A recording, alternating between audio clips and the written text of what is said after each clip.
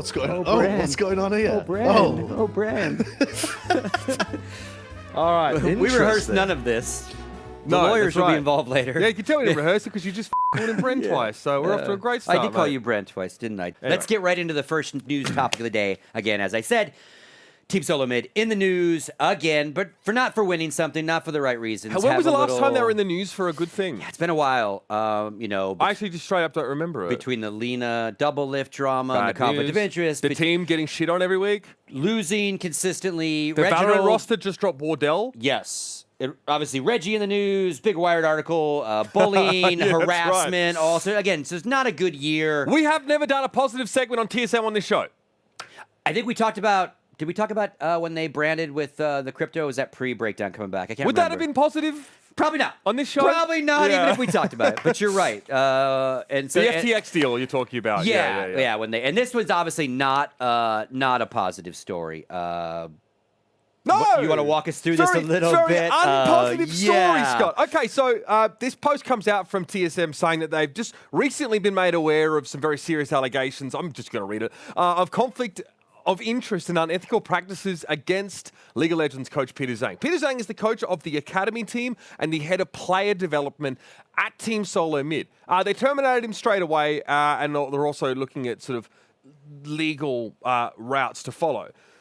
I'm like, when I saw this, I'm like, who the fuck is this guy? So if you're a TSM fan, you might have noticed that there's been a much higher sort of representation of Chinese players on this roster now, as Chinese League of Legends right now is broadly considered to be the best League of Legends, right? And so quite a few Chinese players have come on not only the TSM roster, but the academy roster, and, you know, that TSM League of LCS team not doing great, to say the very least, but they do have a few players that hail from that region.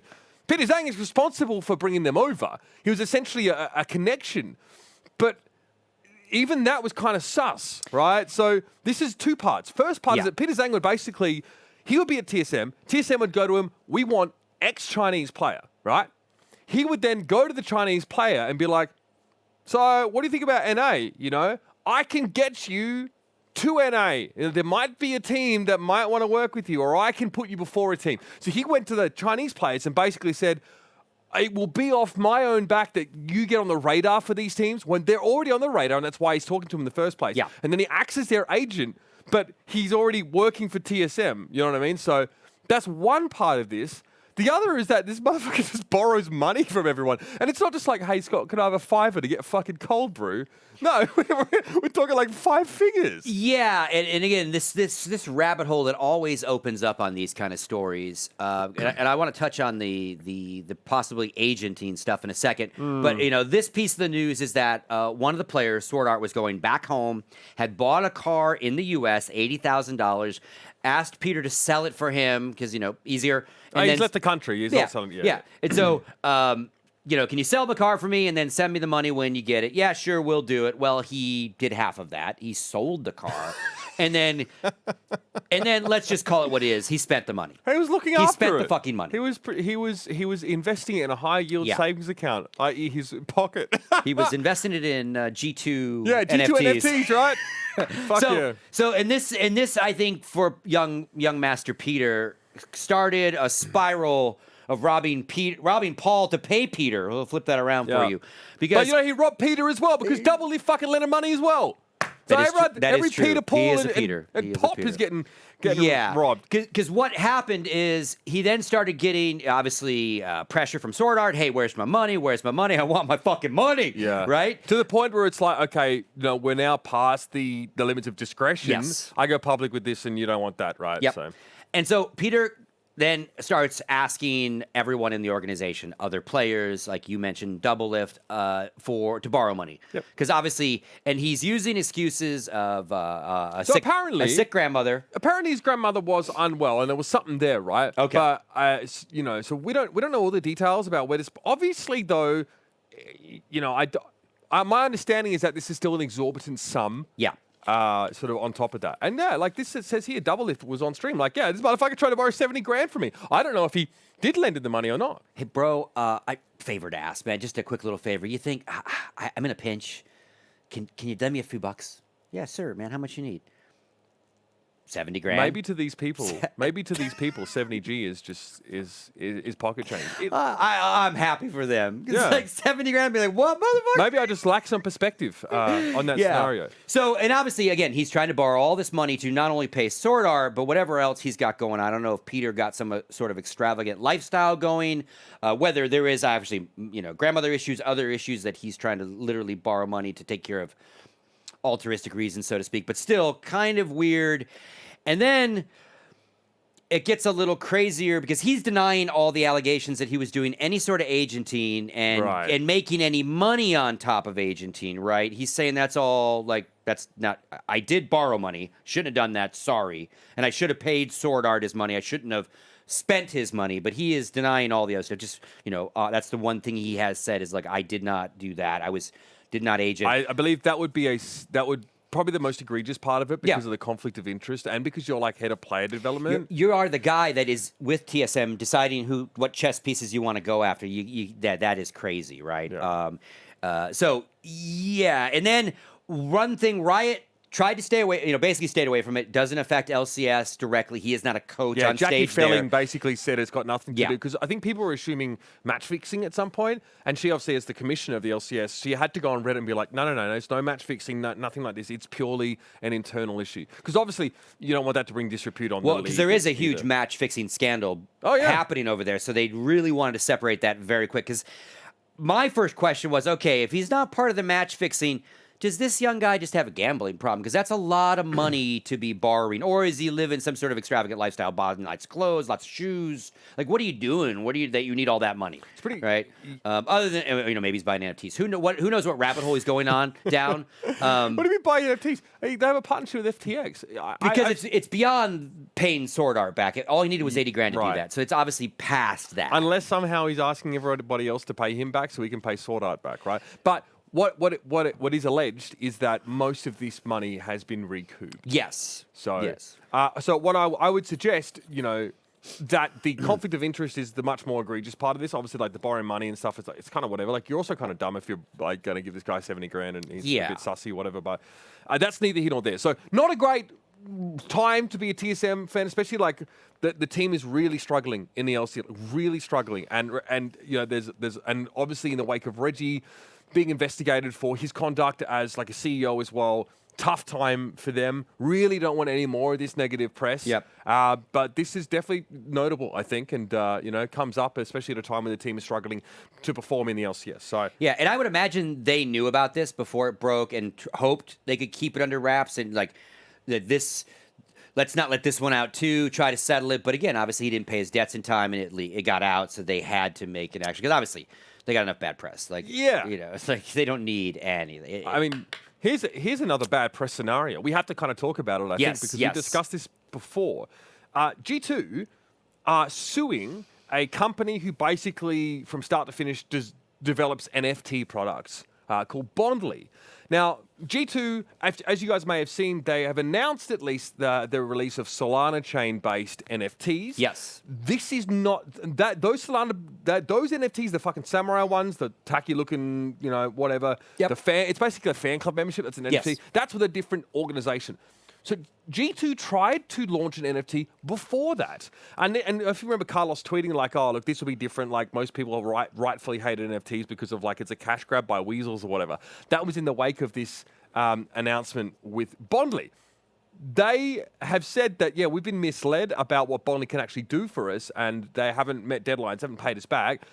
$5.2 million. And there's a bunch of fees, like the rights fee. Like again, if you had to purchase rights to G2's likeness and all that sort of stuff, and an advance guarantee also had to be paid. So G2, I presumably got none of this. So this is extremely bad.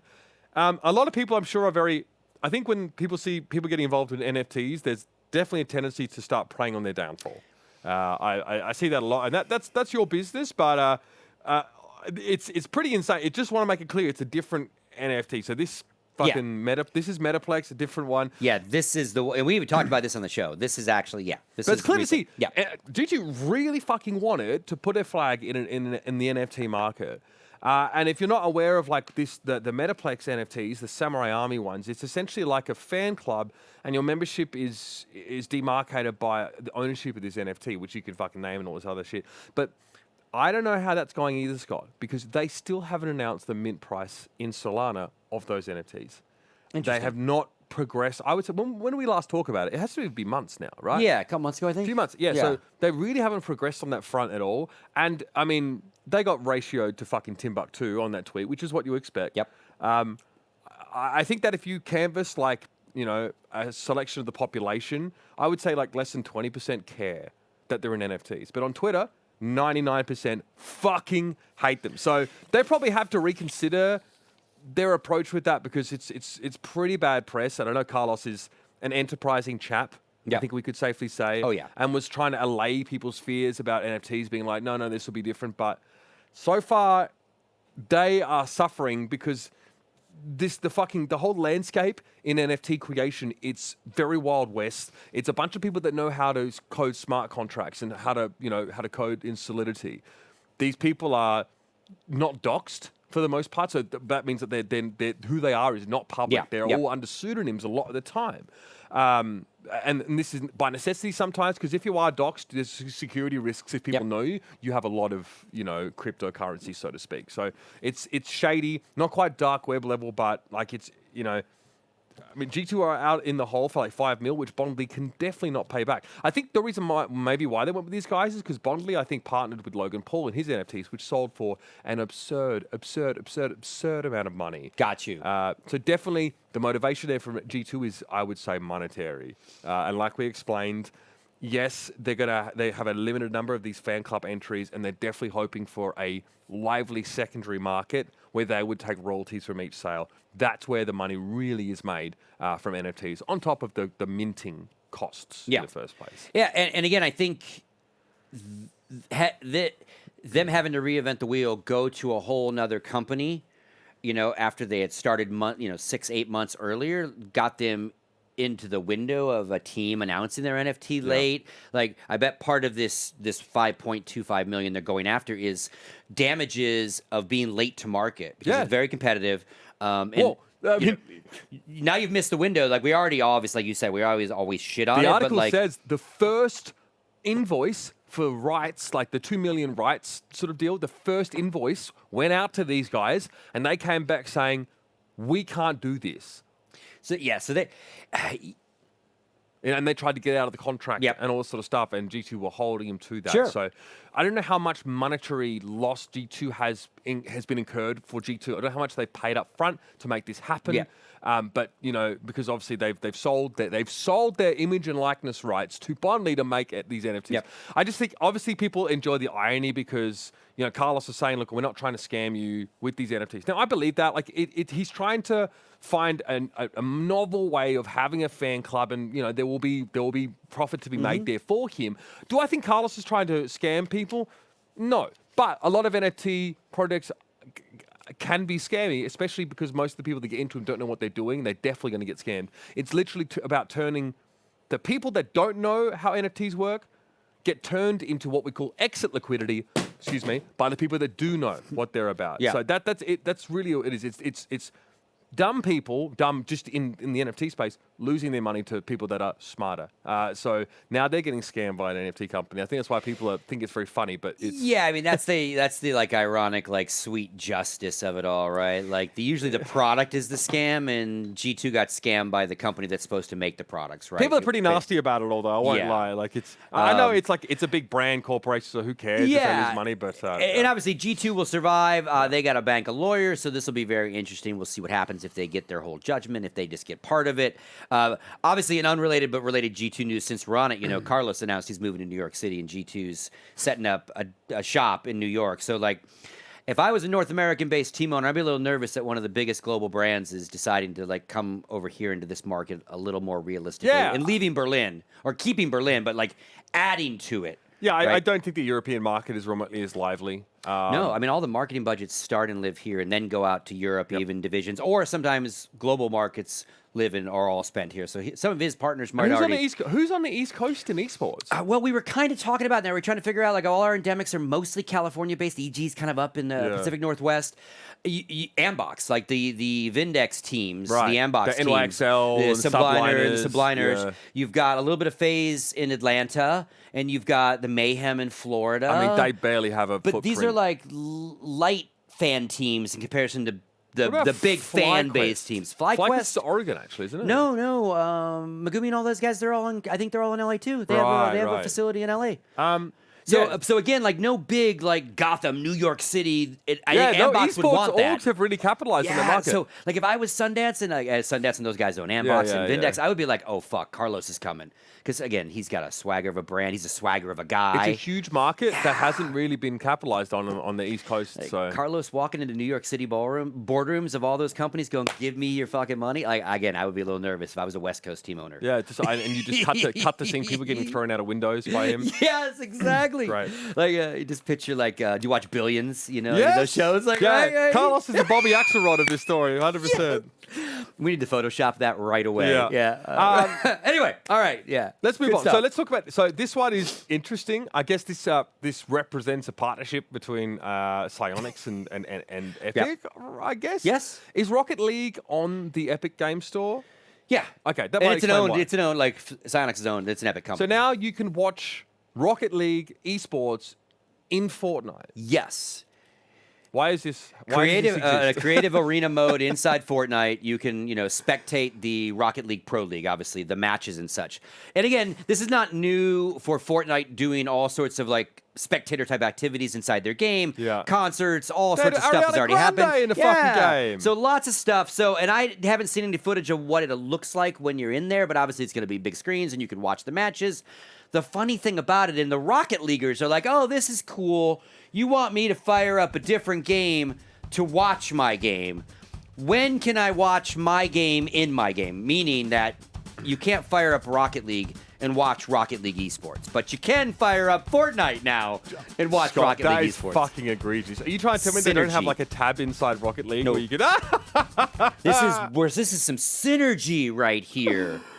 Fortnite taking over the world. Look, I have so many questions. Probably one of them it would be like, so how then do you track views through Fortnite, and, like, can you sell, like, what would be quite powerful, I think, is if that whoever's sponsoring the Rocket League major or whatever, if you can get their sponsor presence in that Fortnite map as well, right? Then you're really selling a sponsorship. Yeah. And to be honest with you, like, the practicality of logging on as opposed to going to twitch.tv, like that, and just going to the Fortnite Twitch channel, which I don't do anymore. I don't watch Rocket League, sorry.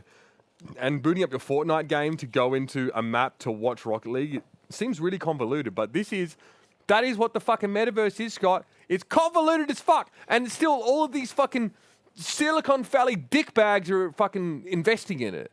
So Well, yeah, and again, this is one of those things that you can get, like obviously if you're a hardcore Rocket League, you're making this joke like, why can't I watch it in my own game? But it's not for them. The idea of the synergy is you get maybe some Rocket Leaguers to get into some Fortnite. And you get some Fortniteers to maybe then go, oh, what is this Rocket League thing? Oh, shit, this is cool to watch. Oh, shit, the game's free. Let me check it out. Yeah, okay, cool. But I don't think they're doing it for the Rocket League fan base. There right? aren't It's that many past all IPs that could do this. Yeah. Fortnite is just a world of collaborations, right? And that's what it's really like. Can turned you into fucking hugely. imagine if you would be in Overwatch and you could watch Call of Duty League in Overwatch? Like, it doesn't make any fucking sense. Like, it's just Don't say that shit on air, dude. These IPs like. Should we call Matt Morello right now and throw that at him? Oh god, hey, no, yeah. What if I mean, Matt has pretty. Whenever I meet with Matt, he has like 100 bad ideas, one good one. You know what I mean? He would be okay with this. He's churning them out constantly. But Fortnite is a very unique opportunity that you can have these cross, and you've seen them with all the other skins and stuff. So it's also another way of Epic making sure they actually get some transfer across their properties on the platform. So it's and they're also experimenting with a no build mode this week. They've turned building off, so it's Fortnite with just shooting. But see, what I understand is like, how can I get like a proper vantage point, Scott? How can I get the nice tower seats if I can't fucking build in Fortnite anymore? Yeah, I can't even crack 90s anymore. So how the fuck am I supposed to get good seats to watch the Rocket League finals? I can't do this fast. I was out. Dude, I'm out. I downloaded an extra program that basically was a training sim for just cranking 90s. Oh god. Yeah, it was actually really handy. I'm not gonna lie. All right. Well, we've got a slightly tight first half of this show, right? Because we've got a special. Yeah, we got 5 minutes. We got. Oh, he's making me fill. He's making me fill. Like Jason's so tough. He gave 12:25, Scott, and not a minute before or after. Well, we could talk a little bit about our next guest if you like. Yeah, let's talk. So obviously, right after the break, we're gonna have Sideshow on with us. Awesome dude. You work very closely with him, have for several years in the Overwatch world. Not so closely in the last few years. Yeah, really, obviously COVID pushed everyone into the remote world. Yeah, This is why we're waiting. Oh, see, he would have let me go to break a little early, but he's obviously crack producer on the headset. Jason is doing some time. Now, can I just say this, by the way, you might have to pay Sideshow for this because he did this. He left his stream on in the Blizzard Arena overnight and got like more subs than I'd ever seen anyone get from just the fact that like he left his stream on. Freelancer, by the way. Yeah. So I mean, we can't. I don't think we can really show that because that's money right there that we're sort of taking. So I mean, we'll chat with him. I think like Sideshow's, we got some interesting conversation to have as well. If you didn't see it recently, well, you've got no time now to watch it because it's over an hour long. But Sideshow sort of shared some of his thoughts as he often does on the state of the casting industry. It's something I might dig into him a little bit with, and because I really haven't had an opportunity to personally chat with him about a lot of that stuff, just because we're not proximate at all anymore. He's in Austin. He's very, very busy. So talk about that. We'll also talk about some of his past, because I think a lot of people don't sort of know about that, and sort of how he sort of came up. And I remember when I ran into him, it was probably like 2017-ish when I was aware of sort of him, and it's obviously come a long way. So I'm looking forward to that, and it'll be a good time. So stick around for that. On the other side of the break, we're going to get Sideshow sat in the chair, and we're going to grill him with some questions. Don't go too far. This is the Breakdown. So we got Brand, we got Sideshow with us. It's great. We're going to talk Overwatch. We're going to talk his history. We're going to get into the very topical stuff towards the end of it about what's going on in the Overwatch current casting scene. If we can pin him down to get a straight answer out of him on that he's going to have to play, corpo political a little bit, but we can play the other side of that. Let's get right into it. Let's bring him on. Egg, welcome to the show, the Mighty Egg. How are you, sir? I'm doing well, thank you. I'm expected to be cracked like Humpty Dumpty. I like the little you had before you unveiled me. It really was just exactly the same person behind the cartoon image. Yeah, we could have had a transition prepared in advance. You know what I mean? Like just like this, like the halonic glow from inside the egg as it just cracks, like some sort of funky Genesis project. But no, we just unveiled you. What's going on, man? Good to have you on the show. Yeah. Thanks for having me as well. I'm excited to be on as well. I've always wanted to see what it's like to be part of a virtual set. I feel snuggled in between the two of you. It's very nice. Yes, you are here. What if what does this do if I come all the way up to you? Like, do you get all freaked out if I get real close? And I'm like, what's going on? Brand. What's going on here? Brand. All right. We rehearsed none of this. The lawyers will be involved later. Yeah, you can tell we didn't rehearse it because you just fucking called him Brent twice. So we're off to a great start. I did call you Brent twice, didn't I? Josh! I get That's all right. Everyone does it. Sideshow and Bram. Everyone I will ask you, I have some questions about how far back you go with Bram, because I'm very interested in your guys' history. Let's start with yours, though, and it's something I didn't know. You wrote this note, and it really intrigued me. It jumped right out. The note is origin story med school. Talk to me about that. You went to med school, wanted to go to med school. Walk us through a little bit of Esports Sideshow.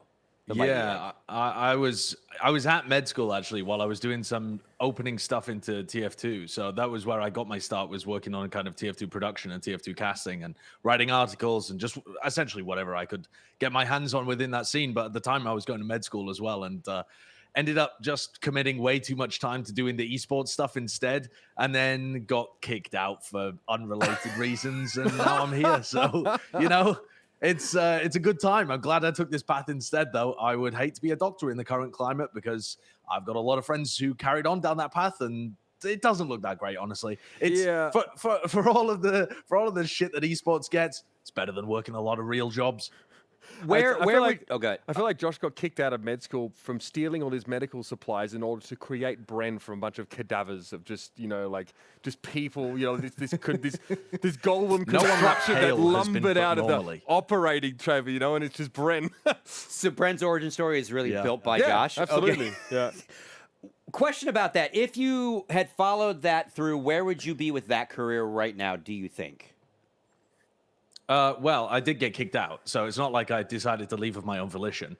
But if I had continued with that, I don't know. I probably would have just taken the degree and bounced, honestly, because I wasn't really enjoying that pathway. It was just the classic case of you're 16, you have to choose a career, and you think, what jobs do I know? Lawyer, doctor, like mechanic of some kind. Sure, I'll pick doctor. Why not?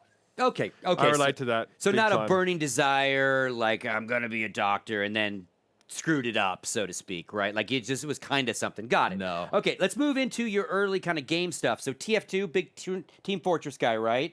So how'd you find that game and like what really grabbed you about? Because I think a lot of us loved early TF. Never really got either version. Never really got the proper, I think, esports love it could have got as a platform and a competitive thing. But what grabbed you? And like two things. What grabbed you and like what did you play? What did you main? I think what grabbed me was the fact that it was bundled into the orange box with Portal. I think Portal was actually the game that I wanted to buy out of that. And then I was like, oh, I guess I'll just try this TF2 thing. And then it sucked me in because my friend played it from school and just ended up playing it for the next, I don't even know how. I think I must have started playing in something like 2010 and stopped playing in 2016. I think it was like 6 years of playing it. And then just, that whole journey of the real grassroots side of figuring out that people played video games competitively and then going and looking at it and thinking, oh, I wonder if I could do that. Then realizing you're really bad when you thought you were quite good. And then the entire progression begins again. Now, I remember you saying something that resonated with me as a COD player is that you were on a good team, but you weren't what you would consider a top player, right? You were definitely competing. I was a carried little bag of dog shit. That's what I was. I was just an IGL that got carried by players that I'd made friends with, essentially. Yeah. I was like, oh, okay, yeah, we'll let the old guy play. And I went to one CPL with my little team, and then it was like, oh, shit, yeah, I'm done. I'll run the team. I'll manage the team. Yeah, the very quickly out of the seat. Oh, yeah, no fucking way. I used the IGL pass to get onto some invite-level teams that I did not belong on mechanically. So Team Fortress 2 brought you to the party of this crazy industry. Counter-Strike kind of brought me to the party. What brought you to the party COD 4 again? Pro Mod. Pro Mod. Yeah. Okay, got it. All FPS. I'm curious about this as well because everyone it's one thing to sort of jump into a game and sort of transition to playing it competitively, right? Then it's like another story to go from sort of being a player into starting to write. Like you have a really wide body of journalistic work behind you, and a lot of that was in TF2 and also the casting side. So tell us about that transition and like kind of why you decided to do it. And the UK seems really unique, I think, in a ton of ways, especially the TF2 one. So, I mean, I'd love you to share with some sort of experiences about what it was like being in that part of the world, which was, in some senses, pretty big in esports, but not all that well connected with the world outside of Europe, right? Like UK and maybe a little bit of Europe, but yeah. Yeah, I mean, starting at the end of that question and working backwards, the UK was where the largest TF2 LAN was held as well. The I-Series events were, in fact, the home of the biggest TF2 series going on. So it always allowed for easier access to, big events when it came to the TF2 kind of stuff. And we traveled around a little bit too, but nothing really happened that much in mainland Europe for TF2 because there weren't that many events even going on. So it was just where things had happened to be scheduled at the time. But the reason that I moved into doing written work and casting and stuff like that was just because I had the ability to do it and no one else was doing it. So I just thought, oh, I might as well try this. So it was, there had been people before me in TF2, that had been doing it for the like 3 years prior, and I'd seen articles that they'd written or listened to broadcasts where they'd been doing commentary, that kind of stuff. And I got to a fairly high level as a player, and they just said, you know the game and you speak English, therefore, would you like to help? And I was like, yeah, sure. That it really wasn't a large boundary to cross at that point in time. There weren't, people taking applications or hunting for jobs and seeing if they could get the right pay. It was just do you want to turn up and maybe talk about the game? Because we'd really like someone to do it and everyone else is busy. And I was like, go on, then I'll do it. And then the talking about it led to writing about it and led to making videos about it and all sorts of stuff like that. But it was only as I started getting more into hearing about Overwatch that I was thinking, okay, well, how can I progress this into an actual career? And at that point, I was taking a much deeper look into what other people were doing in esports as a wider topic, just to see, okay, well, what careers are there out there? What do people do to be able to get into them? What skill sets are required? That kind of thing. So you were already when Overwatch got announced, then you were already taking a really purposeful look at like analogs in the industry to like career pathways, right? So that's pretty early on. I mean, that's what, like 2016. I didn't even know if I was doing that at the time, and I was working at ESL. I was floating through. When Overwatch was actually announced in 2015, and when it started, people were talking about the closed beta, that's when I started to take it seriously, because I was, getting to a fork in my med school career where I was like, actually, I don't really like doing this anymore. And there's a game coming out that's some similarities to TF2, and I know a lot of the players are going to try and jump over, and I know those players, so I can do interviews with those players, already have those relationships built, and I can probably use those interviews to try and make a bit of a name for myself in this way. Like I planned out a little path that ended up working to some degree, but there's always a lot of luck that ends up being involved in it. But I think you have to pre-plan as much as you can, right? You have to try and set yourself up for success. Otherwise, it's just pure luck. Yeah. I think obviously a big part of a commentary is your teammate, right? The in-game guys don't work alone, right? Desk people, sir, in and out. But like, very, very key that you've got good play-by-play, good color that really synergize, or a nice hybrid that does both as a team. You find Bren, how did you two guys hook up? Because obviously you guys are a match made in heaven in the sense of like can read each other's thoughts at this point. You've done multiple games together, a very, to overuse the word synergistic. They've lived together as well. Yeah. So how did you bump into Bren? Like, what's the Bren origin story other than him being built in a laboratory? Yeah, he was built in a laboratory. Okay, fair enough. Next question. But no, he was in TF2 as well, actually. But he was a much lower level player, and he had just got into the commentary side of stuff as I was leaving. So we didn't actually, I think we commentated maybe one event together in TF2, but I didn't really know him that well at the time. But he was one of the people that wanted to go into Overwatch. And so at the beginning, when I'm thinking about, okay, who do I know that did TF2 commentary that actually wants to do Overwatch commentary? One of them was Bren. One of them was a guy called Bloodsire, who had just kind of decided to go along with his real life job instead. So I ended up sticking with Bren and getting more and more to know him. But I think, the majority of all of that synergy is just built over the Overwatch League, because we literally live together. So we moved together from the UK to the US and spent all of our time together. So yeah, I can sometimes tell what he's thinking, but I have to block the thoughts out, because he's got a degenerate mind, and I like to keep mine pure and innocent. Well, I mean, you built him, so wherever you got his mind, that's on you. Anybody that knows you, Josh, knows that you're a master instigator. You wind Bren up and just enjoy the fireworks and see what happens. He's clockwork. That's all of the internal mechanisms of clockwork. Yeah, sure. So I want to ask you about that early Overwatch League stuff, because obviously a lot of hype, a lot of excitement, going into the beginning of it all. But I also want to ask a generic, why do amazing on-air talent come out of the UK? But, it's weirdly stacked, across several games. Our on-air talent, I'm sure Red Eye would be really flattered that you said this.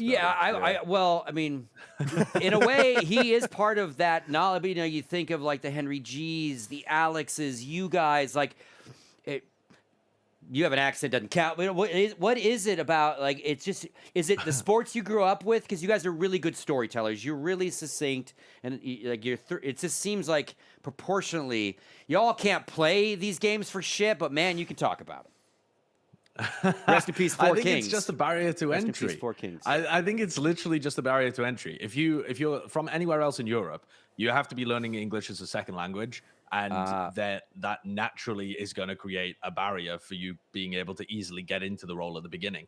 And I think it just is way easier for British people commentating European esports to get in at that ground level, because you start with a skill floor that's much higher than other people that might come from other countries and might struggle a little bit with the communication stuff. I've played with a ton of other people from France and Germany and all over the place who have extremely good English and fluent in it. But if you threw them into a broadcast for the first time, their accent would be slightly more difficult, or the way of wording things would be slightly more difficult than someone who's just born and bred with the mother tongue being English, and with all of the broadcasts essentially being like English language first.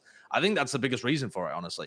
We just the people in England don't have to compete with the people in the US or people in Australia, because you wouldn't want to hire people for smaller events from so far away. That makes completely sense. different time zones. Domestically, it's much easier, and for I'd love to know sort of how we would chart your journey from deciding in Overwatch to be much more deliberate about developing this into a career, and how sort of through the early days of the beta and through the early days of the game, you and Brent sort of tracked, and then how you found yourselves in the Overwatch League, right? Off the bat, because from where I stand, it was pretty, it's a pretty meteoric progression, I think, for you guys, when you went obviously from the more content focused side to being on their desk in that first year. But I'd love to hear it from you, like broadly, how you got to the point where you got the offer to join the league.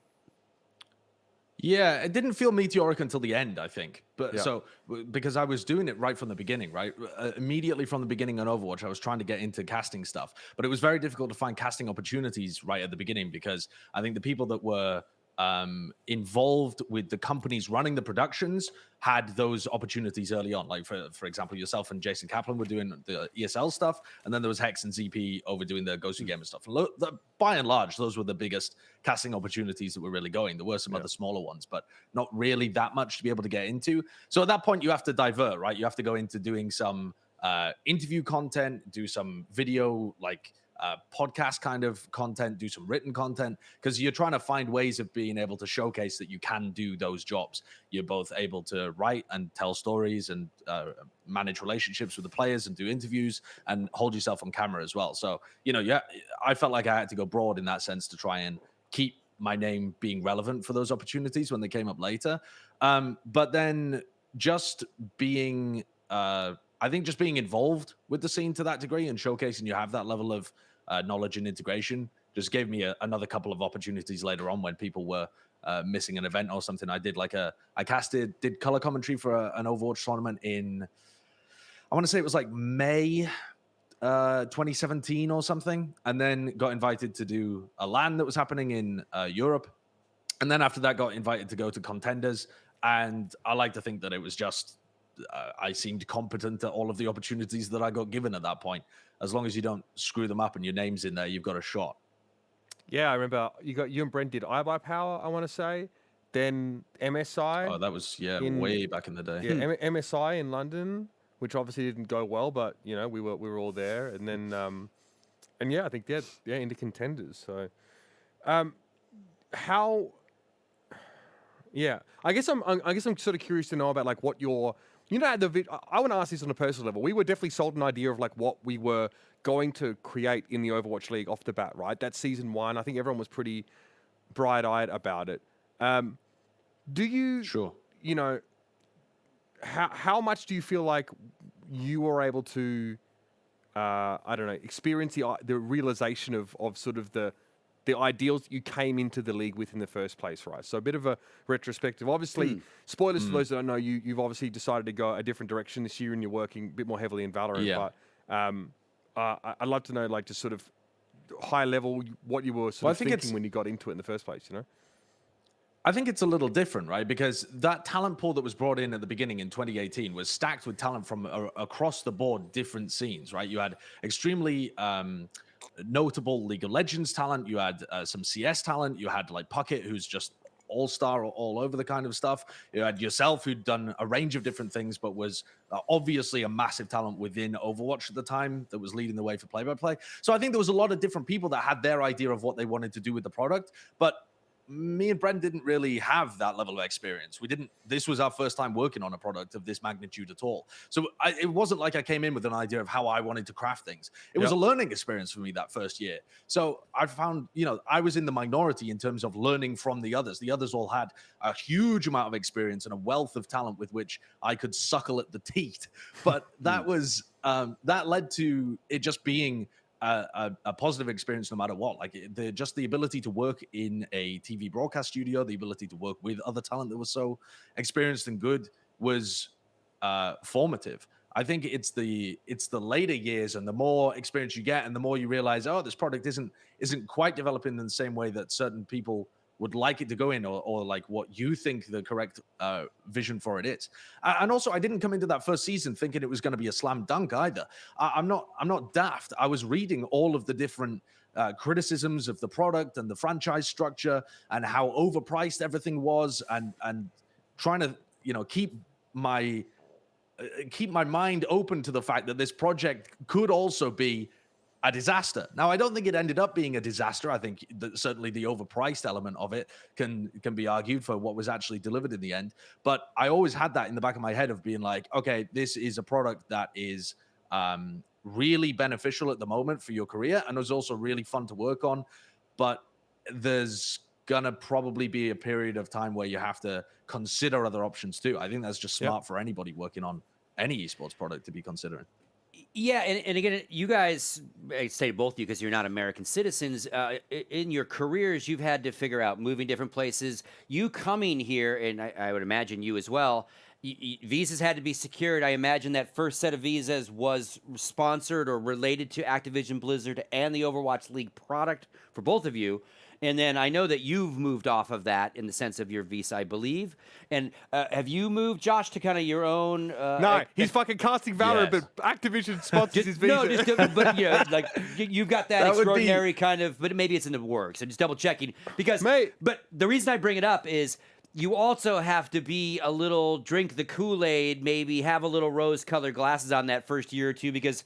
Like, they got your paper, right? Yeah. And they brought you to the country. You're living in a foreign land I said 3 bags full that first year. Right? Yeah. But Josh, I saw you. Why did I see this? It is related, but you're fucking hiking through some fucking moorland trying to get to a post office or to get your visa. Yes. Like, what was that? That was recently, right? Tell us that story. Yeah, that was recently, yeah. How the fuck do you get into these situations consistently?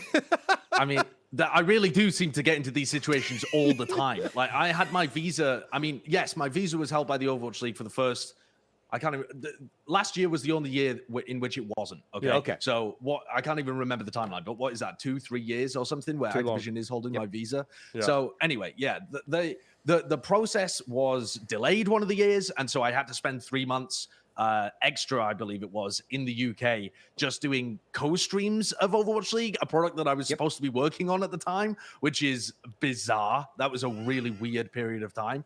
And then this year as well, because of the pandemic, I'd just forgotten to renew my passport. You're supposed to renew the passport when it gets to like 6 months before its expiration date. Both my passport and my driving license had expired while I was in this foreign country. And sending them off, they had only just arrived in time for me to be able to go back home this year to spend Christmas with my family. And so I had to get my visa re-stamped because all of the visa offices were closed during the pandemic. Yeah. So you have to go and do that again. And then also had to get a new passport sent out. And so they sent it for some reason up in Edinburgh to some really obscure, tiny little courier area that was a mile out just into the woods. Just send you down a path into the woods. And once you get to the end of it, I got to this courier area. No security, just a pile of passports sat there. Could have plucked anybody's. Could have plucked Joe Blogg's passport and just throw bin it on them the for pile. the next year if I wanted to. Oh my God. But I kind of like being me, so I just stuck with me. But if I was a nefarious actor, could have been anyone. Far out. That's insane.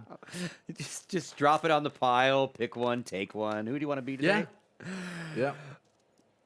I bring that up because, lots of conversations about who's got leverage as casters, who doesn't. If you're a caster in this space and the game developer or the TO is holding your visa paper, that's a whole lot of leverage that you don't have and they have when you're talking about negotiation. And there's a trick to it. Yeah. Yeah, there's a trick to getting out of that. And that's why, and again, it's nice to hear that a lot of you guys are working with your agencies to get the extraordinary, citizen athlete, whatever they're, entertainer kind of visas and get away from any So the visas job are the same? sponsorships. The visa is the same. I don't know about Josh. I mean, I think you were on an I visa at one point because the league had no idea what they were doing, but O1, obviously, I've had an O1 since day dot, and I just got it transferred from the league to my agent. Gotcha. So they didn't have that level of leverage, but it's not something you really think about. Yeah. Yeah. Yeah.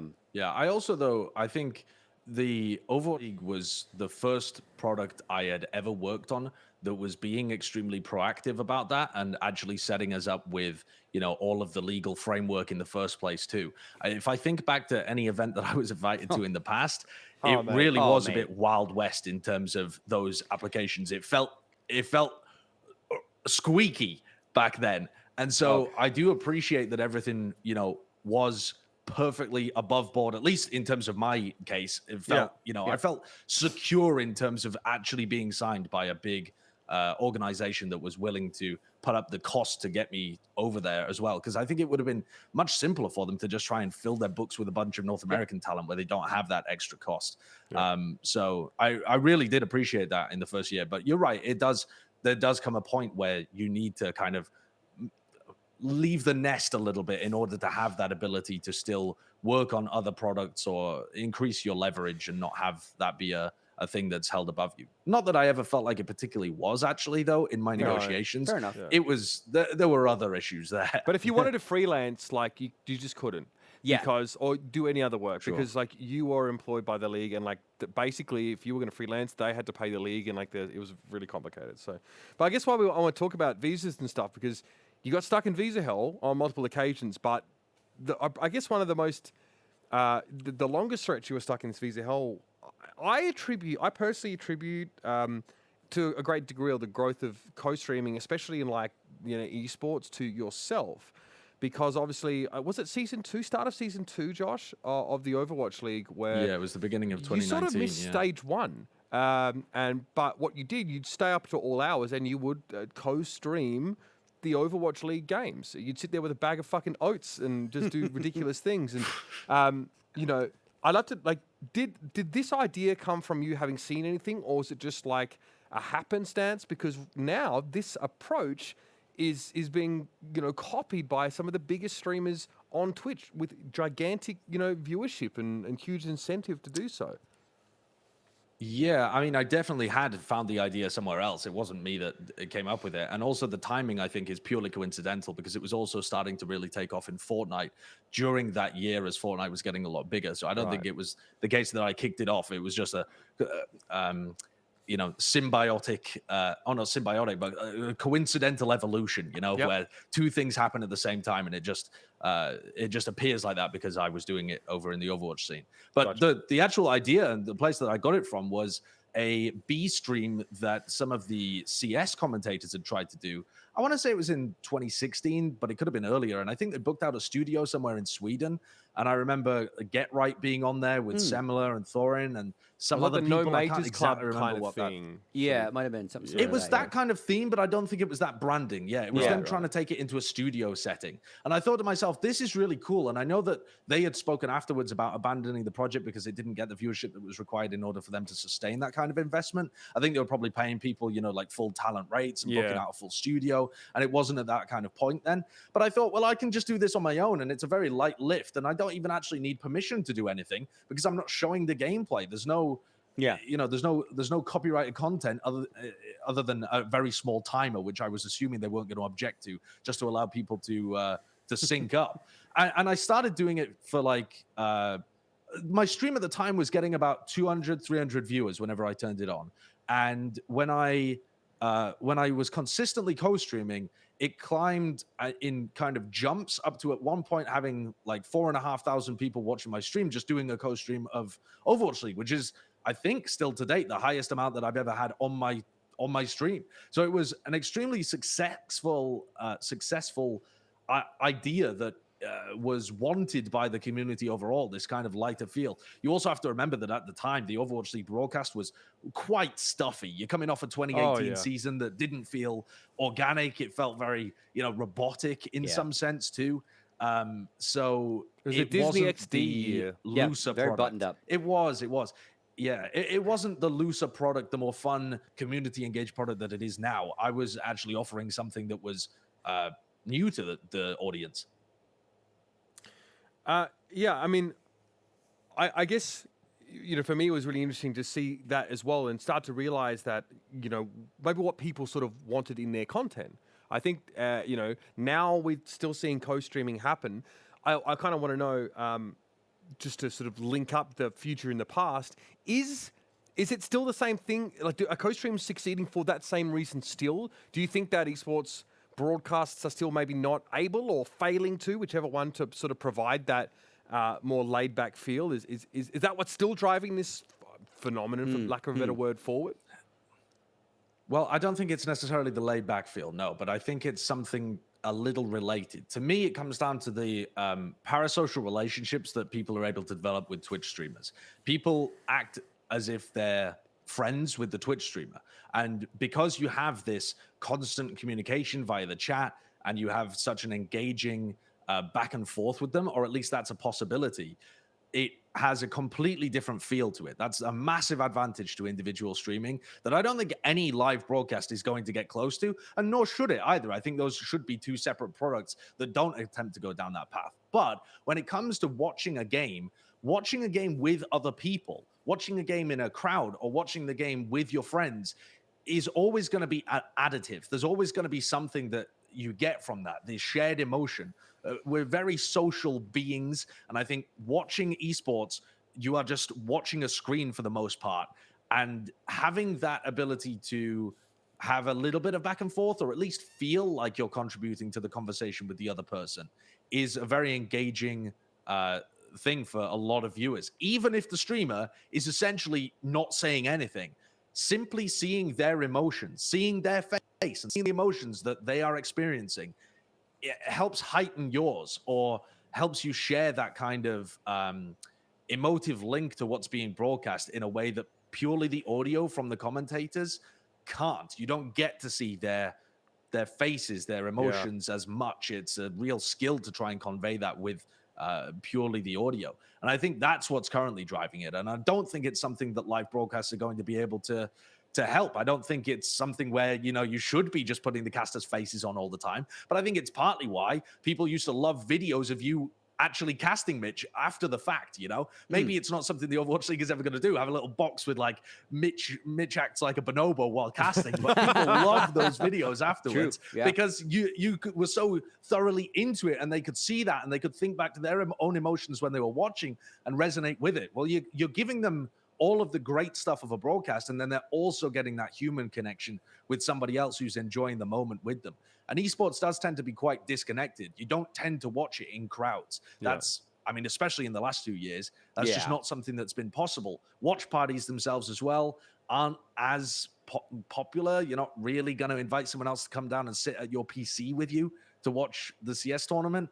It's a different field to live sports, and I think this is bridging the gap a little bit. I think that's what's currently driving the success of the model.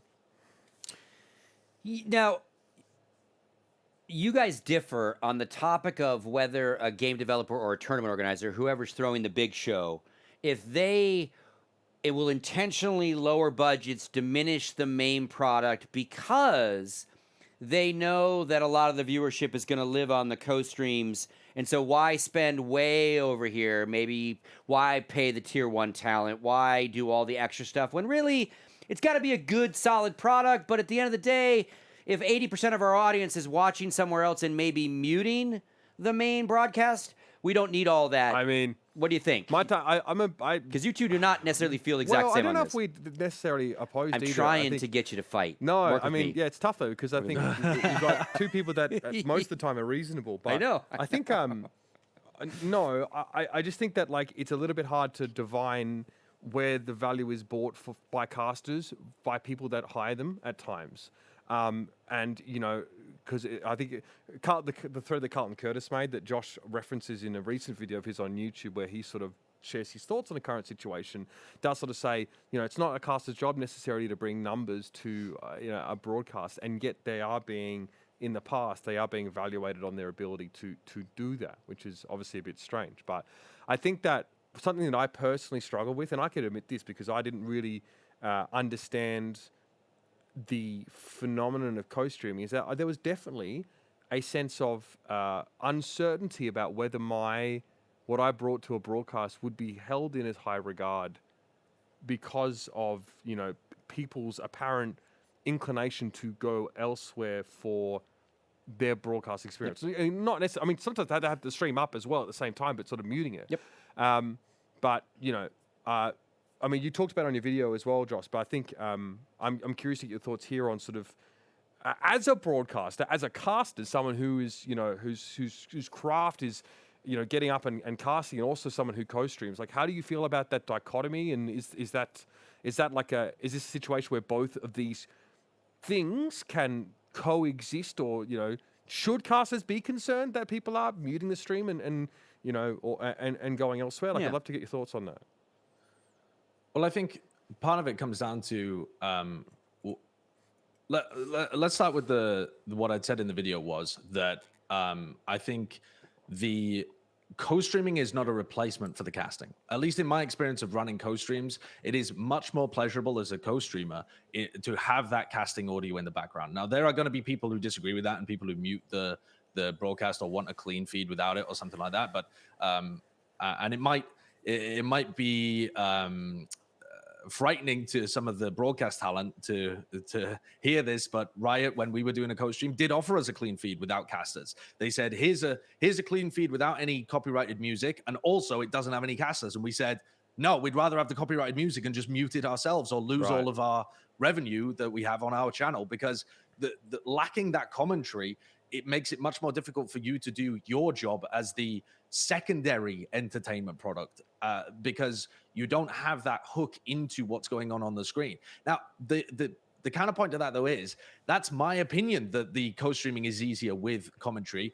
I'm not the suit that looks at the number go up when co-streamer involved and number do not go up when commentator involved. So I think, Grug in the suit might end up prioritizing co-streaming. But the question really becomes, where's the investment opportunity for co-streaming? I mean, trying to pay somebody that's going to give you any large percentage of extra viewership is a throwing money down the well kind of activity. If you want to actually pay an influencer, if that influencer is providing 50% of your viewership, any kind of scenario that they get into in terms of actually wanting to be paid for that, I mean, I don't even want to go near that as a developer, because that is going to be a horrendous money sink. Yeah, if a Shroud or a Tarek ever say, we want to be compensated for all of these viewers that we're bringing to your broadcast, the developer is in a horrendous it'll flip spot, the other because opposite way. Putting an actual influencer price on that is absurd. They'd be paying through the fucking mouth.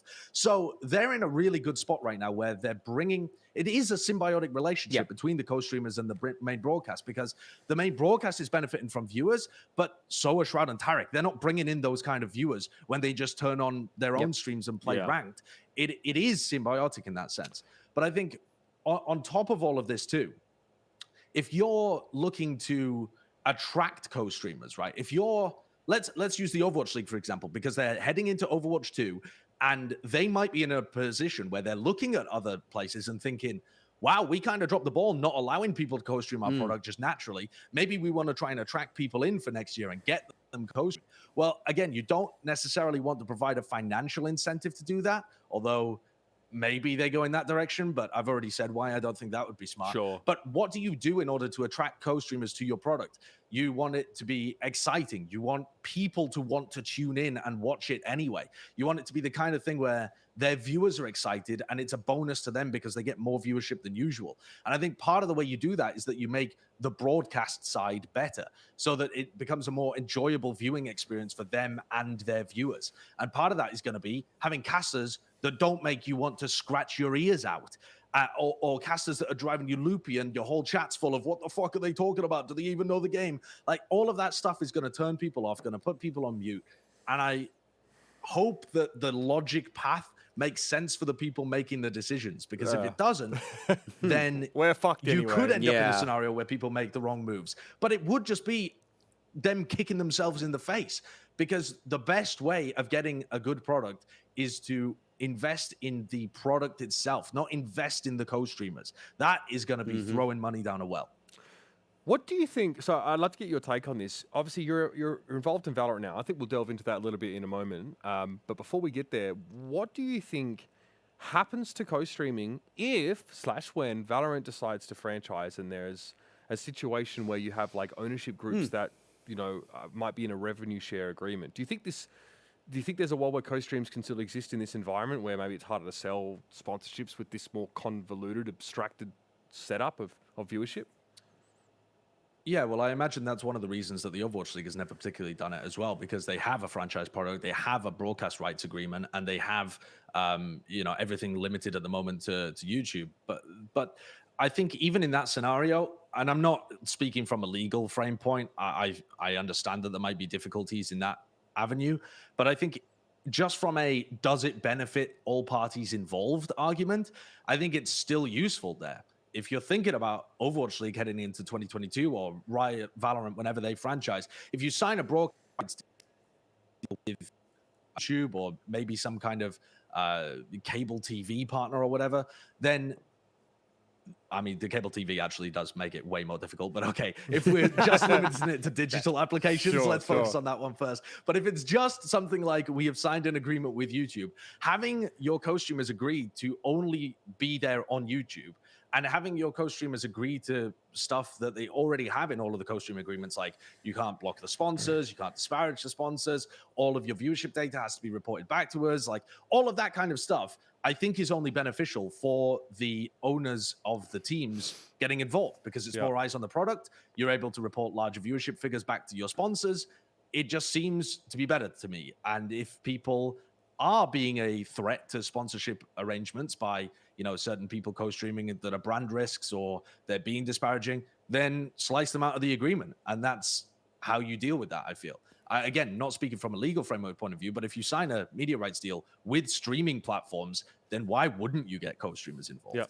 Yeah, and I think it is the kind of thing that you have to be thinking about it from the core. Like once you have that agreement out there, and we've seen it in League of Legends, they've sold these rights, so that's why you don't see a whole lot of any sort of co-streaming in LCS. Well, they're quite restrictive on it. Yeah, I remember like Captain Flowers couldn't even watch the VODs until a day after or something. But if you've already got the plan figured out, and the plan that you're selling to the people that are buying your rights includes, and this is all part of it, you're not hitting them last minute. Oh, by the way, we're also going to co-stream. Like, it's all part of what you're selling. Sure. And to his point, those metrics and all that come along with the sell.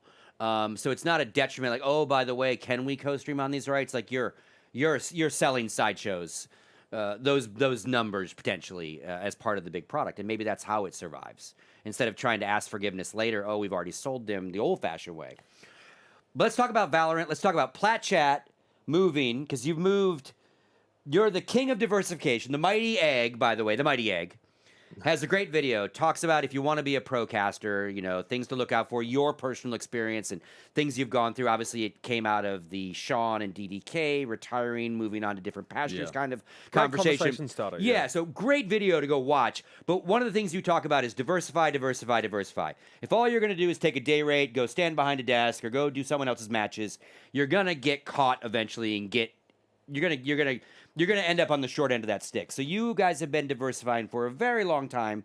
Plat Chat started as kind of just a podcast, has quickly turned into an Overwatch podcast. Yeah, Overwatch podcast. But and it was kind of a fairly basic web show podcast, talking heads in boxes, but very quickly turned into skits. And it is a very produced show, even though it doesn't look like a very produced show sometimes, especially when you do the event-related Plat Chats, right? When you're, breaking watermelons and all the crazy shit. Sure.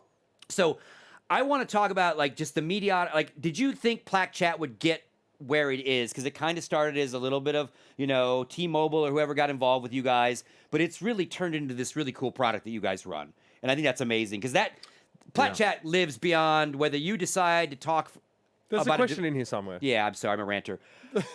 No, I get it. No, I think we only started the product because Mr. X was interested in just having a podcast. He just thought, well, why don't the casters start a podcast? That is, he's got a good point. So we just started a podcast. It was horrendous at the beginning. We figured out how to make it a little bit better, and then as more people were interested in it, and as it took off, we've just grown it a little too. But again, it all is designed to help serve the people who are part of it too. It's not bringing in enough revenue to pay people a day rate every time they do the podcast. You know, that can't be the goal of the product. The goal of the product is that people can showcase their opinions, people can increase their exposure to the audience that they're trying to broadcast to. People can show that they have different skills, you know, that they can do interviews or can do hosting, can do analyst desk work when they might just be known as a random fan or a random play-by-play commentator or whatever it might be. So yeah, it's been a good project, and it's been a fun project to work on as well. You have to enjoy doing it. Yes. So what I think this is, I meant to ask you this in person when I had the chance, but you know, I think we found out pretty early on in the Overwatch League that I know we can meet up again. You just did fucking Texas, mate. But I'm thinking about it now. How is Austin? Yeah, you want to move back yet? Ready? Arizona's nice. You should come to Arizona. I'm sort of at the beginning of the Overwatch League, we found out pretty quickly that like sort of a very nitty-gritty analytical approach was not something that really resonated with a lot of our viewers. And I think, you know, you and Matt and Bren probably cottoned on pretty quickly, I think, to maybe an approach that definitely people were more receptive to in that space. I remember Monty griping about people not wanting analytical content in Overwatch. Sure.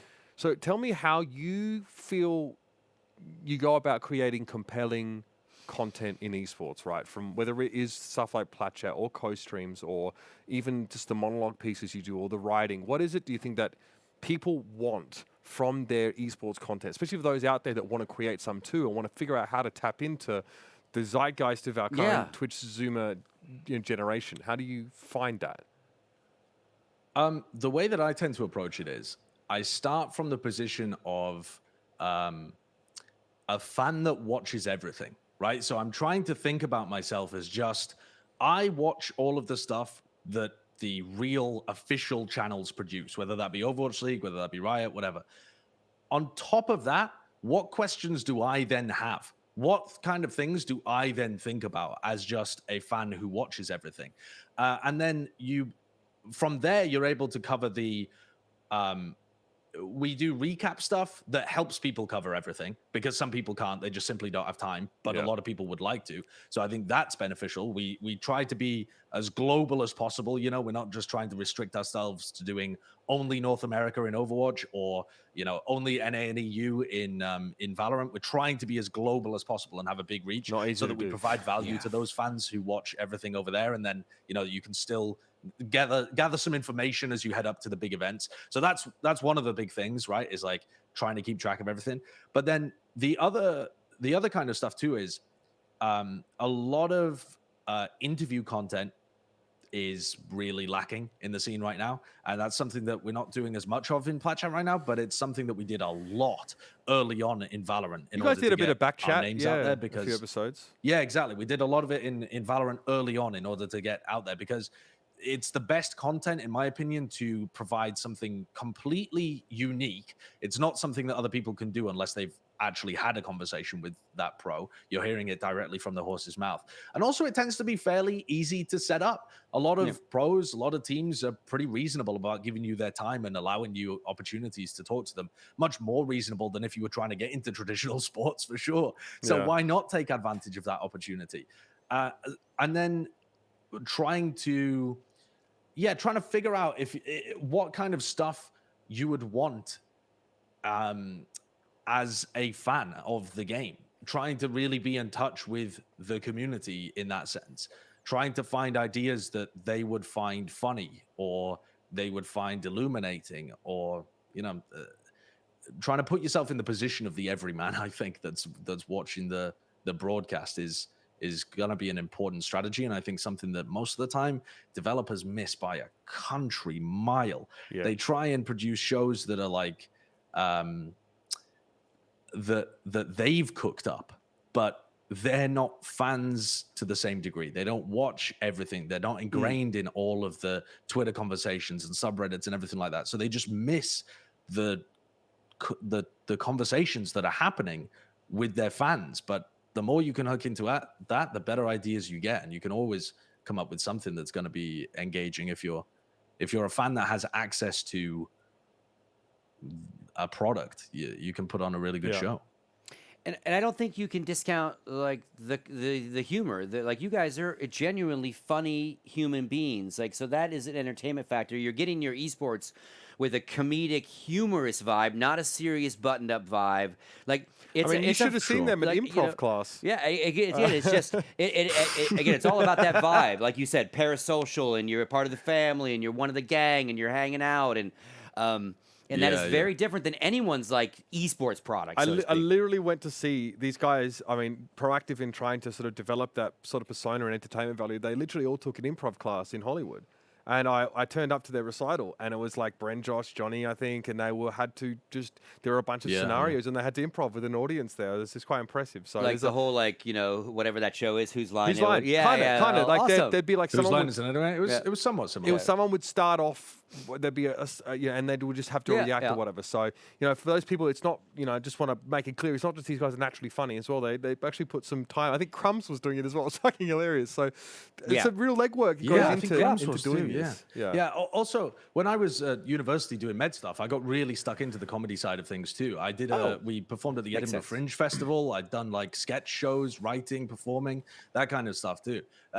Because some level, it doesn't actually have to be humor at all. You don't have to be funny in order to be good on in one of these scenarios. Sure. But you need showmanship. And showmanship and charisma can extend through comedy, but it doesn't have to. It can also be the way in which you tell a story. You're gripping. You're like a fucking bard with a lute. Yes. You know, that kind of avenue can also be really engaging and produce really good content. But it's something that a lot of people forget about, honestly. They go into esports and they're like, I want to be a desk person. I should learn everything. And they become a studious bookworm, and that is not going to translate to your audience. You have to have both. You have to both be able to get the input and the output correct. That's so overlooked as well. I don't know how often, I don't even know how publicly known it was that you had dabbled so much in comedy and stuff, though, when you were younger years. Makes so much sense. It obviously, it makes a lot of sense now. Mm-hmm. And it's just something that people don't think about when they get into esports, because they're sort of gamers, or they're really into the analytical side of things, and they walk into a desk and they find that it's not that easy. And there's a lot of chemistry, and like Josh said, a lot of showmanship that goes into it. And I think it's overlooked because we don't have like a pathway, a developmental heuristic to follow from you know, office chair to analyst desk. So having Definitely. having that there is really big. So let's talk about it. Let's talk about this move from Overwatch to Valorant here, because obviously, you know, when Valorant first came out, I know like you guys were playing it a lot. I think you were sort of involved fairly early on with like one of the close beta or something like that. And there was the one-off bit of content from the house where you guys were like forming a sort of quote unquote sort of Valorant team, which is really good. But tell us about sort of. Okay, well let's talk about maybe what prompted you to sort of decide that, you know, you'd with the end of your rope with the Overwatch League, and that the time was ripe to make the jump into Valorant, because some people may be wondering, like, Valorant is not franchised yet, right? It's still a little freelancey, still circuit-based and not rock solid. So, you know, what factored into this decision, and sort of, you know, I guess, how are you feeling about it now in the early stages? It might be early to say, but I'm sure people are curious to know. Yeah. I think at the beginning, when Valorant was first launched, well, even to dial before that, right? When I was involved in TF2, I saw Overwatch on the horizon, and I was like, okay, that's an opportunity that I have to try and take advantage of. And I saw the same thing with Valorant. It's a game that is similar enough to CS, a game that I've casually enjoyed for a long time. And so it has enough hooks that I'm going to be able to get in and understand it at a very basic level at the beginning. It's not like I'm a fantastic CS brain or anything, but I've watched a lot of broadcasts, and I understand how those analysts think, and I understand the way that they, you know, think about the game and how the game plays from a tac shooter perspective. So when I saw Valorant was being announced, I thought, okay, this is it's another big opportunity that you've got to try and capitalize on. And drawing back to my video, one of the big points I made is not just diversification, but it's also that Trid, I think, had a tweet. One of my colleagues from Overwatch, he was working on a lot of tier 2 broadcasts. He had a tweet that said, a lot of broadcast careers are very short-lived. You need to use those skills and the networking and all of that kind of stuff to find yourself your forever position. Because it's a bit like being a player. You've always got to be ready to pivot. You've got to build up your brand and try and find that next thing if if the rug gets pulled out from underneath you, that's just helpful. And so even if Valorant was only just a secondary option that I kind of liked, it was going to be helpful for that kind of position, to be a backup plan or whatever. And I wasn't necessarily thinking that this was the year to leave the Overwatch League either. That was kind of my hand being forced by the league's offer being so poor, I think. You know, it wasn't it was a poorer offer than we'd been given the year before, and so it just felt like a bit of a push out of the nest. So they were cutting your pay, which, like broadly. They were cutting your pay. No, it wasn't a direct pay cut from last year to this year, but it had been a slip downwards. Okay. I would say when you factor in the inflation, the amount of work, and the fact that there would be necessity to change the way that we're broadcasting and like do some traveling now that the world is opening up, right? At that point, the pandemic rates did not make sense anymore. And it became overall a much worse deal. So that was one of the reasons why we chose to make the move this year. I think it's also really important to not just assume you're going to be good at something without trying it. Let's say Riot franchises Valorant next year or the year after. I think just jumping into it with both feet at that point requires some large degree of hubris. You want to have some level of practice, some level of getting your feet wet at the beginning when the events are just, you know, picking up for the year. I think just getting your name known as well, so you're not just the Overwatch caster that started doing Valorant. I think that's something that frankly harmed some people's perception of the talent that was involved early in Overwatch League as well. And I think some of the talent that was involved early in Overwatch League didn't have that necessary. I think it harmed some of the talent perception of those talents as well. I remember I was like, who the fuck are these? Like, even me, like, I was like, who the fuck is like, I know who Silver is. What the fuck's he doing? Like, what's he doing?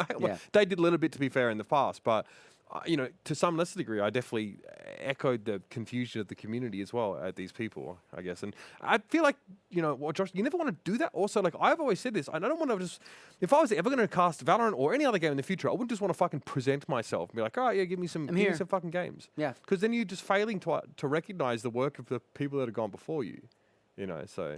Step aside. You also just set yourself up to look like a twat if it all's over.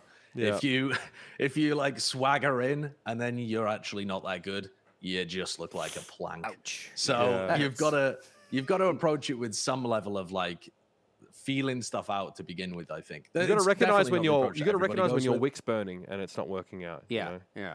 So obviously you're in Texas now, but let's say in a year or two that you guys with your little quips. It's okay. Let's say, you know, that they do go the League of Legends route. They do decide to franchise it, put it in a European box and a North American box, and they do it out of LA. Is that the kind of thing that you guys are, you know, that would be cool of your career path? You head back that way. Come back to LA? You come back to LA, you work like their VCS product, if you will, instead of the LCS? Or at that point, would you maybe like diverge again and you've built yourself a couple more years of independence and not go kind of full-time again? Have you learned your lesson, or are you ready to drink the Kool-Aid again is the question, Sideshow. Well, what I like actually about being this diverse in terms of like stuff that you can go into is you actually can still be part of the product without downing the Kool-Aid. You can take a little sip of it and get ready to spit it out whenever you like and still just bounce, right? The more that you have a safe path to land on, the more that you can just swill it around in your mouth like it's I vomit when I get offered the Kool-Aid. That's my problem. Violently just like Team America vomiting, you know what I mean? You don't even taste it. Yeah. Fair enough. But I think it's not something that I know about at the moment, honestly. Sure. I mean, probably, but at the same time, there's a lot of other different roles that I think would be interesting to go into. I think going into some kind of like segment producer role would be really engaging for me. I love like building the show, building the co-streams, building out like different ideas for cool segments that we could do. I like doing that behind the scenes whenever I'm on the desk as well. I'm very vocal in terms of I think we should do this into this, you know, and like trying to help the producer, trying to help the host in terms of crafting that product. So that's something I'd really enjoy doing. I think I'd also really like to work in some kind of talent development role as well. If any developer is interested in hiring that kind of stuff ever again in the future, because it is an incredibly important role. And at the moment, it's just not a job that exists, honestly. It's just not a job that you can go into right now. But if that avenue does ever open up, if the industry professionalizes a little bit more, and that does become something that can be a career pathway, then that could be something that I was interested in too. I think it's all about just keeping as many options open as possible. Yeah. Obviously, we've got poor Josh's. Do you want to come up here? Do you want to try and breathe some life back into kitty. We'll get that fixed up. We still.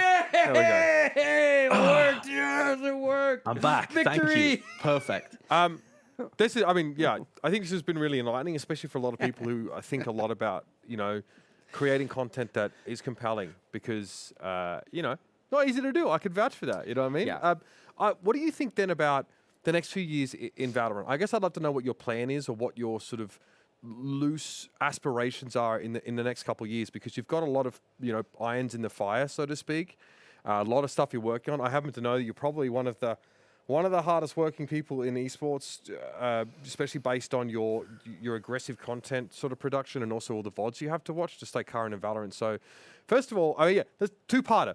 How do you split up your day to fit it all in? I think that's really interesting. And then tell us a bit about what you think is the next couple of years for you. In terms of splitting up my day, I used to be horrendous at this kind of stuff. Used to be a master procrastinator, and I've just learned so many different tools to try and deal with that, to the point where I've gone overboard the other way, and I feel like I'm like getting antsy if I'm not being productive with every second of my day. So it's started to go too far, and I need to calm it down, actually, because there is a point at which you can. Yeah, I'm a big believer in the fact that you can rewire your brain to just do things completely differently. Yeah. And I think I've cooked it at this point. I've cooked it.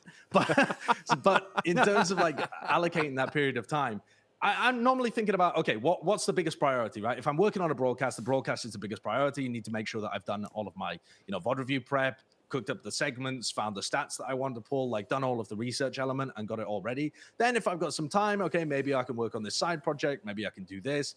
We've currently got like the Plat Chat, the days of recording scheduled out. So my Mondays and Tuesdays are literally just watch VODs, record Plat Chat. That's it. I try and fit in streaming wherever I can, but that is like the final priority. Just like if you can squeeze stuff towards the beginning and end of your day as much as you can, then just open up the middle of your day for some streaming. But I can cut that if I have to, because it is the lowest prio stuff for me at the moment. And then, just trying to keep your brain focused. I think one of the big things for motivation that I've found is trying to keep as many things going as possible is actually helpful in terms of getting stuff done, because you'll get bored with one project, but you might be excited to still work on a different thing. I might get bored of watching my 7th Chinese Valorant VOD for the day. So I go and work on some, Plat Chat segment that I've got cooked, or some stats thing that I've been looking to work on, and keeping that refreshed and keeping your mind working on different projects, I feel is helpful. You don't, one of the things that I've worked on is the fact that you don't always have to take a break by going and, chilling downstairs and watching some Sopranos or going for a walk or whatever. You can take a break by going to work on a different project that uses a different part of your brain, that's creative rather than analytical, or funny rather than being VOD watching. There's so many different ways that you can spend your time within a job like this, and a lot of them are enjoyable. And if you don't find them enjoyable, you're not going to be able to do them. Good answers. So the second part of your thing was like, where do you see yourself in the future? You kind of talked about that a little bit more, but more short term, like doing more segments. I'd love to know, maybe in the Valorant space specifically, and what you're hoping to see from there. Yeah. Right? And okay. Yeah. Well, I mean, within the Valorant space, who knows where it's going to be going, right? I don't know whether I'm going to be working as a caster. I don't know whether I'm working as a desk analyst. I don't know when they're franchising. I don't know if I'd be involved in that. There's just no knowing what's going on, frankly, within the space. It feels like 2017 Overwatch, except there's actually events occurring. So that's a pretty big difference to start with. Europe is dead. But it's still fun, because no matter what, there's always something to do.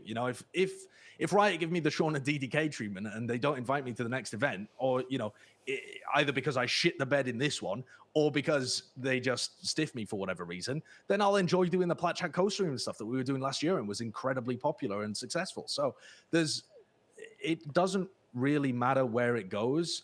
I've got cool stuff that I can work on anyway. As for Ideal, I really enjoy doing both live broadcasting and desk work. So I'm currently happy with how they're using me right now, which is as color commentary for certain matches, and then on the desk, kind of helping some of their newer talent get familiar with what a desk product looks like and how that should be run. I think fortunately for you, you've put yourself in a really good spot in the sense that you can pivot if anything goes south, or you can adapt if things are going great with your other projects. You're definitely an anomaly in that sense, probably in our space, that you've got these other things to fall back on. It's just the nature of the beast. My last question would be, 10 years from now, like, do you see yourself like always kind of being in front of the camera, or do you like see yourself owning a production company, being like directing shows, calling talent shows, development, getting all the way up, like owning an agency? What do you see? What's your forever job? Yeah, what is your esports? forever job? There you go. I don't know. I yet. haven't found it yet. Okay. I really don't know yet. Yeah, I can't imagine that an on-camera broadcast career is going to last the next 10 years. I just don't see it happening. Maybe it would, but even the people that have been around for that length of time within broadcasting are starting to go and find other jobs. And that's not just because opportunities have dried up for them. I don't think that's even the case for the majority of it. It's that they're seeking another challenge, or they've reached, a pay ceiling as well. They are the most respected people within the scene, and yet there's still a pay ceiling there that's pretty similar to where it is for everybody else. It's not a dramatic difference in terms of the hierarchy of pay right now when it comes to there since all working within the same scene. Yeah, Exactly. The growth is once you hit one of the top casters in tier 1 of that game, you're done.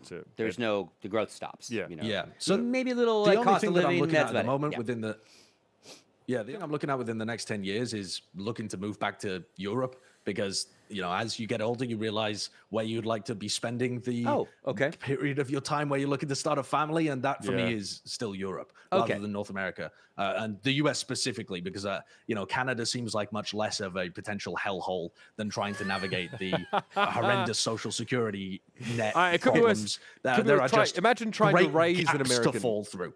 Yeah. No, it does make sense that you would kind of head back home, so to speak, and settle in. So you would work for Riot's LEC product then, right? The VEC. It'll be the VEC, I guess. The VEC, or whatever the hell is going on in Europe. Maybe I'll add farm. Beth wants to own some sheep, so maybe she'll do that instead. As long as you stream it, you'd probably be very successful making content around the sheep shearing. Exactly. You could do that. Josh, man, thanks for your time, bro. Awesome. It's been great to have you here and pick your brain a little bit. Also get to ask some questions that I personally have had. So, look, been great working with you on the Overwatch League, man, and hopefully we get to work again in the future. But thanks for coming on. Yeah, absolutely. All the best to you as well. I'll be watching, although there are 23 games in 1 week for Overwatch League as it starts at the beginning. So I'm going to find it difficult to watch everything, but I will be watching. That's right. Just don't turn me down too low, Josh. That's all I ask, mate. All right? Okay, I'll try. All right, man. All the best. Thanks for coming on. Thank you, sir. You're a rock star. Thank you. Great stuff. Great. You still here? Oh, God. That's one of those weird things where you say goodbye to someone and they're like, you're still walking down the same way on the street. What's the Top Gear guy that had the farm that then had he did a whole series of his farm? It was great. Is that the Jeremy? James May, Jeremy Clarkson. Clarkson has a farm, and during the pandemic, he put together a series of him working his farm. He bought a farm. He knows nothing about farming. That's basically what Hex did during the pandemic, really. Great. Hex bought a different kind of farm. kind of crop. Certain kind of farm. But I could see Sideshow out there, like, driving the tractor. Oh, yeah. I never got to ask him about the time he eggs. boiled us a mushroom. That was fantastic. He's quite the horticulturist, old Josh. Yeah. Clarkson's farm. Yes, thank you, guys. Great stuff. Very fun. I don't know if Josh will tell that story in public. That was a Denver special, that one. You always bring that up right after he leaves. Yeah, absolutely. All right, we got one more news story, and then we'll get into the rapid fire by Rivalry. This one we alluded to a little bit. He brought it up a little bit. We talked about it when it was about Sean Sean Gares, Yep. retiring from competitive broadcasting, didn't know what he was going to do. Quickly followed up, although he was going to stay. Oh, no, he knew what he was going to do. No, we didn't know what he was going to do. Yeah. He was going to stay in competitive Valorant. So everyone was like, oh, he's going to coach Sentinels, this, that, the other. We knew that right after that, DDK would probably be making some sort of announcement. Well, that did happen. We speculated that Sean stopping would definitely affect Dan because those two were adamant about working together as a duo. So turns out we were right. Turns out I might have had prior information when I said that it would affect Dan probably, but couldn't really say too much about that. So obviously the news that we want to chat about is the old news is that they've retired from casting. There's new news. The new news is that the team is back together. The Immortal Minds have put themselves together as a duo, and they've joined 100 Thieves. They've joined Nadeshot's Circus of Chaos. Yeah, look, probably a good time for this, obviously, is 100 Thieves are sort of flailing a little bit. It's a trio of Immortal Minds, because obviously Mike's was was part of this sort of group of guys. Mike's is a guy that we've been really lucky to have on Valoranting a few times. Really erudite individual, fantastic mind for Valorant, and absolutely a suitable coaching candidate. He worked with the NV team for a while as well. He's been on a couple of Valorant teams, and I think this is definitely great. It is definitely the boys bringing the boys in, but I think that someone like Nadeshot saw an opportunity to snap up two of definitely the sharpest minds currently not involved in Valorant teams, and as 100 Thieves always aims to do, they're matching that excellence in their esports endeavors with brand strength, popularity. This is a great way to strike while the iron's hot, especially while goodwill is absolutely overflowing for both these two gentlemen. This is like one of the few situations where I could feel satisfied with the outcome of this. I was obviously really upset with what happened with the two of them, as they're friends of mine, especially Dan. Dan and I worked very closely on trying to develop some standards that Riot would have to adhere to when it came to dealing with their talent. Riot gave us the fight of our lives. They really did not want to step up and sort of join us in the year 2022 in terms of how their contracts were put together and how their talent were treated. So in one element, that fight has not been given up on, but Sean and Dan have decided to make a choice to fucking preserve their mentals, and I respect that. It's an interesting choice to 100 Thieves, obviously, because first of all, these guys are a duo of casters, and I think the dynamic between them definitely changes in this role assignment. It's going to be pretty hard to be a GM and a head coach and be like, oh, we're on even footing, we're peers here. Ultimately, like Dan will... I don't think it will be a problem because the two of them don't have any egos. Yes. They don't. Neither of them have a fucking ego, Scott. But it will be a sea change from them being, on a level But footing. you know who has an ego? Who's that? Oh, Nadeshot? Yeah, but I think the strength A healthy one. The strength of Nadeshot's content comes from him giving a strong impression that he doesn't have one. So I think that, he's... This video is not really about DDK and Sean. It's about Nadeshot deciding to hire DDK and Sean. But I think it's still a good piece of content. It's worth listening to. I think what DDK and Sean say about what they're going to do is pretty standard stuff. So just to spoil that, it's like, obviously we want winning is the most important thing. We've got a lot of things we want to institute. Bit of context on Dan, obviously, has someone who's been very interested in cognition and sort of performance training, the mind, the body connection, huge into fitness, calisthenics. He's also, really into sports psychology. And the guy's... He's extremely, I think, gifted in this particular role. So I think that outside of my affiliations with the two of them, it makes sense. I think Zelsis actually posted a mock-up of Sean joining 100 Thieves like a couple months ago just to troll. And it turns out that actually came true. So enough about my thoughts, though. What did you think about this? Yeah, again, I think it's a great scoop up by Nadeshot and gang. He has gone on record several times defending lots of roster changes to, again, seeking victories, seeking winning, nothing but winning. So, again, great pickup in the sense of what might possibly help you win, right? If these guys bring what's inside those brains and they can effectively get it out of their brains and the players listen and they can build rosters, they are poised to do some damage, right? No doubt about it. And two incredibly well media-trained individuals joining an incredibly well-oiled media-trained company.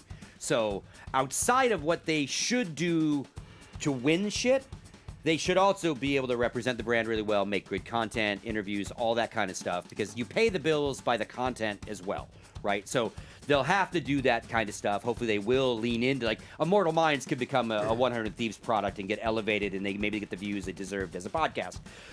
Here's where I put my, like, okay, Scoots is going to be Scoots hat on. Yeah, do that.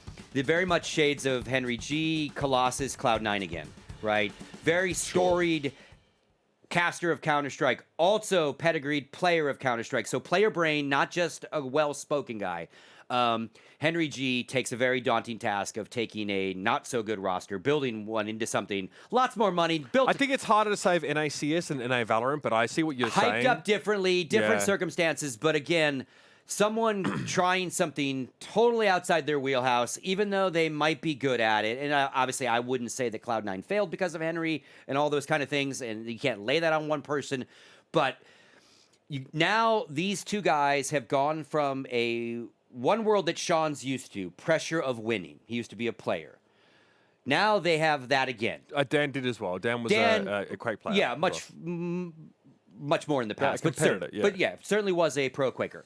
And that's how I met him. He was doing Quake for Face It, actually, years ago. Anyway, but now they've got that pressure again, right? They're not just showing up to talk about the matches. They got to bring trophies, too. Jason brought up a point to me the other day. He turned to me and he goes, what happens when Dan has to fire Sean? Because in sports, the general manager cleans the house when he has to, I right? think they both go if one of them goes. Okay. Yeah. Because I started smiling, and I'm like, well, God, I'm like, perfect world. They win championships. No one gets fired. But that is the downside of this. It doesn't work. People have to get fired, right? 100 Thieves are cutthroat as fuck. Like, it doesn't matter who you are. If your team doesn't win, you're fucked. I mean, I spoke to... And what happened? Again, back to Henry. They all got fired. The whole fucking division got closed, right? Which you don't want to see, and I don't see Nate Chop pulling that. They will 100% get fired. Like that. I spoke to Papa Smithy, who is the GM. Here's another example of a caster becoming a GM of a 100 Thieves division. He's a GM of the League of Legends team. And I guarantee you, like, he basically said, like, I felt like I was probably going to get fired after we got, like, 4th place and didn't get where we wanted to go. Like, there is a very real chance of that happening. Yep. Nate Shot will fucking kick your ass to the curb if you don't get results. And that's a bit different to being a caster, because there are so many casters that mail it in and have mailed it in for years and are chilling. So it's definitely going to be a higher stress environment to compete in. I mean, I love it. Also, this 100 Thieves roster, there are some elements on this team that coaches and GMs have been too afraid to fuck with, right? So the first order of business is going to be rebuilding this roster. Yep. What do they keep? What do they get rid of? I have a feeling there's going to be some pretty iconoclastic moves that go down with this roster, and that already is a lot of pressure out of the gates. How are you going to build a new roster for this team? Yeah. I mean, are they keeping Hiko or not? Hiko and Sean do have history. There's no fucking way they're keeping Hiko. They have history, you know. So we they played Counter-Strike together, yada, yada. They're not keeping him, man. So no we shall see. fucking way. And I also keep Arsenal. That's it. Yeah. That's it. Okay. That will be big. That's what I think. That'll be a big clean. Yep.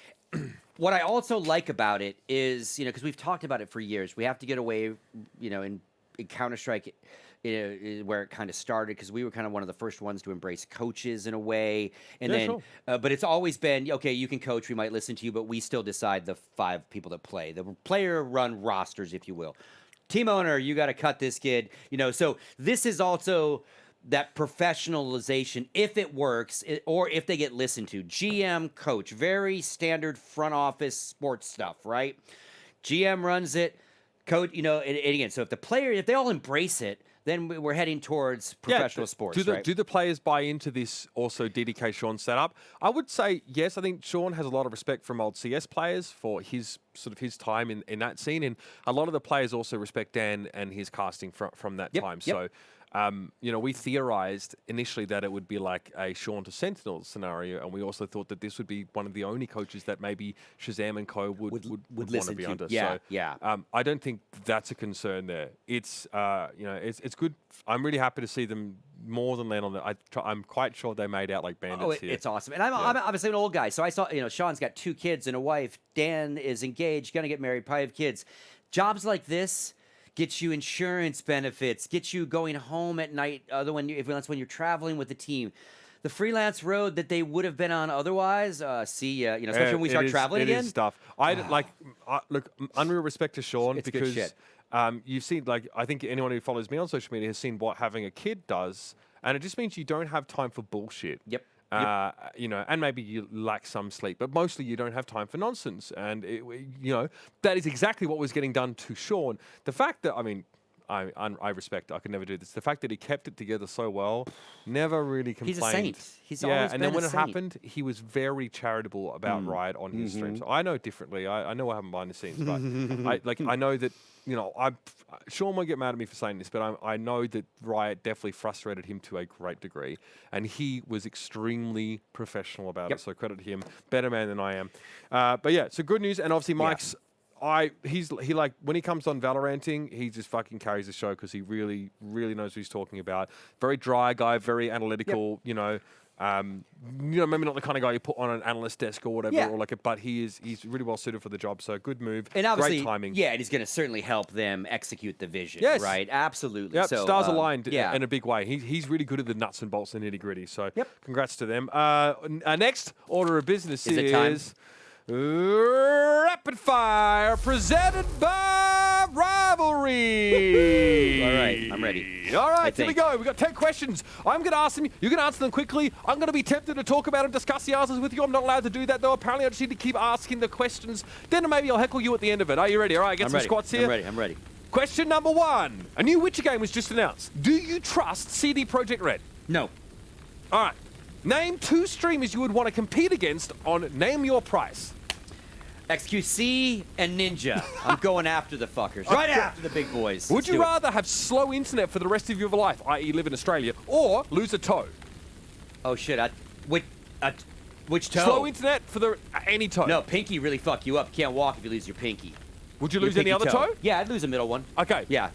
For good internet. What talent should be the next head coach of a team? And what team? Dust Moret, TSM. Who would screw up esports more? The International Olympic Committee or the NCAA? Oh, God, the Olympic Committee for sure. Number 1, grifters. NC2A close third. Over, under at 3. How many scandals is TSM involved in this year? Over 3. For sure. Oh, for sure over 3. You might already be over 3. All right. Battle Royale with every character that Samuel L. Jackson has ever portrayed. Who's the last Sam standing? The motherfucker on the plane fighting the snakes. Oh, snakes on the plane? I don't know his name. Snakes on the plane guy for sure. What happens first? Sentinels get a competent coach, or a Sentinels player is scapegoated? Or a Sentinel player is scapegoated? Yeah, one of their players. They'll scapegoat somebody. Okay. Sure. Valorant becomes a franchise league on what date? On what date? January 4th, 2023. Oh, you think next year? Holy shit, I think another year. Okay. All right, and here is our poll question that went out to Twitter as well, and everybody in the chat also answered. Really, very tough one to answer, I'm sure. What was the reason Sean Gares and DDK were not hired for Valorant Masters? Was it A, heated gamer moment? Yeah, love to see it. B, leaked sex tape? Or C, Riot is fucking dumb? It's actually a combination of B and C because I've seen the tape, but definitely C. So Waylon Roselle finally exposed. About fucking time. All right. There you have it, everybody. That was your Rivalry Rapid Fire. Now, what did you guys say? I'm sure you all said B because it's funny. But let's see what our voters out there on Twitter and in Twitch chat said between these 3. What was the reason Sean Gares and DDK were not hired? Right, it's fucking dumb. Say it after me, everybody. Oh, dear. Right, fucking dumb. Listen, I mean, I didn't pose a question. I didn't come up with that one. Right, I have enough reasons to fucking hate me, and it's mutual, motherfuckers. It's mutual. All right, everybody, that does it for Rivalry Rapid Fire. Let's extinguish these flames, and we have some more questions to deal with, though, because I know there were a couple in the chat. Some of you might have had questions for Sideshow while we had him in the chat. Sorry, we didn't really have the time to ask him those. You can ask us instead. You know what I mean? I might have less Twitter followers, but I may be able to enlighten you. We have 2 questions, Scott. He had to go stream. Yes, we only had it for a limited window. He had to go back to work. Here's a long question. It's my boy Mo, though. Big shout out. Big love to Mo. Isn't the developer itself supposed to be worried that people are muting the mainstream? I assume in a co-streamer case. Okay. If developers keep drowning their casters in this sort of zoomy attraction and we lose more prominent faces from different scenes, we'll end up with a product that is too lousy to make any trailer, show reel, or hype content from it. So I guess it sounds like more like a manifesto than a question, but it is there. Should developers be concerned that people are favoring co-streams? Yeah. if they water down the main product, meaning they don't spend the bucks for the soundbite guys, valid point, because then you lose those iconic things that live forever. Oh, can you lose all those things. To that conversation, I don't know if they'll ever go that far down hampering the main product. But yeah, you'd hate for the kill feed readers to make it to the very top, and that's like your hype moments, right? I got a bit mad because I saw that basically you couldn't clip stuff on the Valorant channel, but you could clip on the co-streamers. Then I think it was actually that you couldn't clip on the Valorant channel without following it. So you had to follow the channel before you could clip content. So it wasn't a mild retraction from yours truly, because it wasn't quite as bad as I thought it was. It just looked bad, right? Yeah. Because that's what DDK was like. You can't clip the main channel, and then I logged in and I was following obviously that channel. And I realized that I could. So you can clip the main channel, but I think there are two types of people. We discussed this last week, I think, that some people treat esports as a standalone thing that has to be self-sufficient in its own box and make money for itself.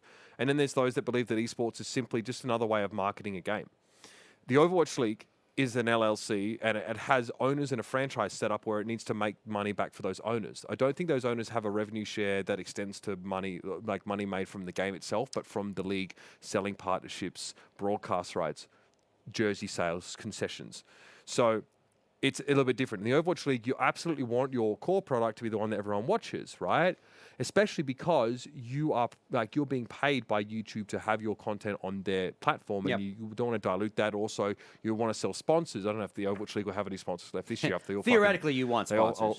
Because it's hard to sell sponsors because you can't guarantee the context or the tone of the product from a co-streamer's angle. They could be shitting on your sponsor. They could be drinking Coke when it's Pepsi sponsor. Like, there's a lot of things that you can't control. So it's undesirable in that sense. I think that Valorant will rescind their co-streaming freedoms when they franchise, personally. But they might have a different business model that means that they can give return on investment to the owners, the franchisees, while still having that co-streaming and the cultural relevance that comes alongside that. And then if they can do that, wherever that comes, because they can't sell broadcast rights, Scott, because Twitch has a fucking monopoly, and they won't go to they're on YouTube and already. So I would love to know where their revenue stream comes from that would allow them to care less about who watches that main stream. Because they do that. I know, like their partnership with Nerd Street, which is probably going to be done next year. Nerd Street sell a lot of sponsors, and they sell a lot of ad space on their platform. So. It depends. It depends if you're the developer that thinks it's marketing or that it has to be self-sustaining. If you're the Overwatch League, you probably don't like it that much because you have a lot of cultural relevance, because you still have 10 million people that play the game every month. I mean, the Overwatch has been out for 5-6 years. They had the same player numbers as Valorant. Still, that's pretty good. And you expect that to be rejuvenated a bit with Overwatch 2. So I hope that answers your question. The answer is not always. And it also depends what you value as a developer. I don't know if they care or no. As a caster, obviously, it's hard to know that maybe I'm being muted, or maybe like what I'm adding is just being brushed aside for someone who. But you need to. It's not about me anyway. It's not about me. I'm supposed to be additive, and if people don't want that, then that's their business. Like, it shouldn't offend me. I just had to fucking suck it up and get over it and just get good. Yeah. If you were and give people a reason to want to turn the volume up. Yeah. I'm sorry. Like, I've talked about it. And I've said that, in Valorant, maybe the co-stream angle is good to take if you're blithely, I said that if you want to become a caster in Valorant, you should become a co-streamer, right? Yeah, that was a good tweet. Yeah, but it was like annoying because I was trying to be ironic, but people thought I was being dead serious, and obviously, I do that a little too often. So, casters just need to suck it the fuck up and maybe start doing it themselves. And if you're not the kind of person that people want to watch on a co-stream, so what? Yeah. Like, I'm a one-trick pony, man. All I do is cast or rant. That's it. I'm not good at the other stuff. I just accept that about myself and move the fuck on with my life. So. There's your answer. Yeah. Next question. All right. Next question. We got the 2 total. Let's see what this one is. I'll take this one. This is from Prim Monster. Did you guys hear about Ambox rebranding to New York Excelsior? Yeah, I did see that tweet right before we went live. It looks like Ambox was this parent company name. I always thought it was a placeholder, weird name. It goes Vindex, Ambox, NYXL. And Subliners. Yeah, sorry. The 2 teams, NYXL, right? NYXL. Yep. It makes sense because, I think it was meant to be like the private corporate name, so to speak. Like, our corporate name is Sir Alchemy above. Carlos is coming. We have to put the flag in the ground, right? I you were wonder. saying this earlier today. Yes. I wonder if part of this rebranding is again, Excelsior, and I saw something about the Fury being named in here somewhere. Yeah, so yes, Ambox's Valorant team will be called the NY Fury. Okay, Valorant is getting Fury. Okay, so Ambox is just it makes no sense. So again, I do get that they're gonna just kind of get rid of it and elevate right to the names they already use in their public branding. It doesn't seem like it changes anything else, but again, Carlos is coming to that man's moving to New York. He's bringing a headquarters to New York. He's not just moving like him and his family. So it makes sense. They clean it up. I think Excelsior is still a weird name too. Just it doesn't really roll off the tongue. Subliners has a nice New York touch because subways. Is that what it means? I think a subliner was someone who helped build the subway. It's a worker. It's a New Yorker kind of thing. Whatever. That's fine. I mean, subway, Excelsior. Subliner. When we first there is that fucking guy on The Simpsons, that the scientist, when he discovers something, instead of saying Eureka, he'd be like, Excelsior! That's what it reminded me of, this really nerdy guy from The Simpsons. So I didn't really get it at the beginning, but one thing I will say about Ambox is that their branding, very effective. So their apparel, their team branding, or how they incorporate those graphical elements, they're very good at it. But yeah, I wonder if it's not just like trying to stake their claim to New York before G2 comes to a call. I don't know, but we got a little bit of insight from our guys in the chat too. Excelsior is the state motto of New York. It's ever upward. Ever I think. upward. Yeah. So that does make a little bit of connection. We mentioned Vindex. They're all the same VC. Sterling has money in it. Yeah, it's all like Esports Engine, Belong Gaming Arenas, Andbox. They're all Vindex. Capital, Sterling Capital. Yeah. Mike Sepso, Sundance. I thought Dude, Sterling Giovanni. Capital was the SPAC, the merger company that bought Vindex and then went public with it. I thought they're. I think they're just one of the injectors into it. I don't think they're the only. But I could be getting like the technicality of all that. Sure. But they're kind of all one big. That was my understanding. Crazy that Sepso was cabal. in charge of that stuff. Yeah. Yep. Yep. And I think even some of those investors go all the way back to like the MLG days. So to of answer your investors. question, yes. Yes. And then we said a bunch of other stuff about it. Yep. But thanks for the conversation prompt. I mean, hey, it's been a damn good show, Scott. Time has flown by. I won't lie to you though. I've got to drop the kids off at the pool. All right. Yeah, you do. Yeah. Yeah, you do.